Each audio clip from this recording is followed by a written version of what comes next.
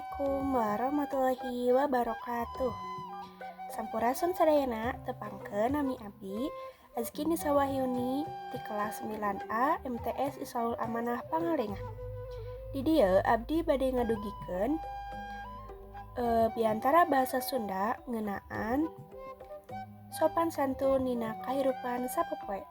Wilujeng nyakseni. Bismillahirrahmanirrahim. Assalamualaikum warahmatullahi wabarakatuh. Wassalatu wassalamu ala sayyidina Muhammadin wa ala ahlihi wa ashabihi ajmain. Rabbi sholli sadri wa yassirli amri wahlul 'uqdatam min lisani yafqahu qawli.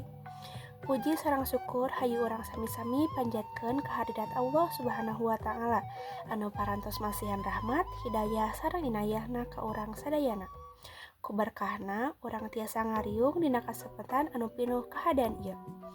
Tah hilap sholawat sareng salam mugia tetep ngocor ka junjungan urang Nabi Muhammad sallallahu alaihi wasallam, ka keluargana, ka para sahabatna sareng sakumna umatna anu satia nurutan sunnah-sunnahna. Bapak Wirangga salaku janten guru bahasa Sunda kelas 8 anu dipika hormat sareng rencangan sadayana anu dipika himan. Dina kesempatan ieu abdi bade nyandak biantara ngeunaan sopan santun dina kahirupan sapopoe. Sopan santun teh mangrupakeun adab anu kudu dipika milik ku unggal jalma. Sopan santun oge teu ngasa ukur dipake di sakola wae, tapi kedah dianggo dina sagala widang kahirupan. Seperti di imah, di masyarakat, di sekolah, sareng di mana wae urang kudu sopan santun. Jalma anu miboga sopan santun bakal leuwih dipikaresep, dipercaya sareng dikahargaan ku batur. Sopan santun oge dengan ukur tina urang nyarios, tapi oge tina paripolah, sikap sareng tutur basa urang.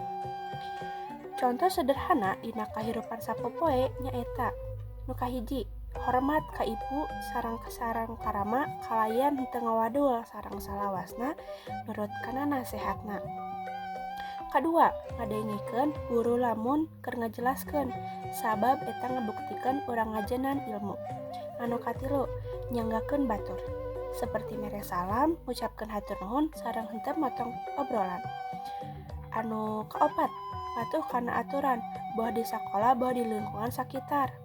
Anu kalima, ngagunakeun bahasa anu lemes, utamina kanu leuwih sepuh. Lamun urang miboga sopan santun, dina kahirupan bakal leuwih aman, tertib sareng nyaman.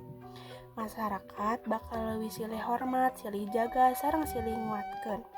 Sugan-sugan ku sopan santun, urang bisa jadi pribadi anu leuwih hade, tur leuwih manfaat.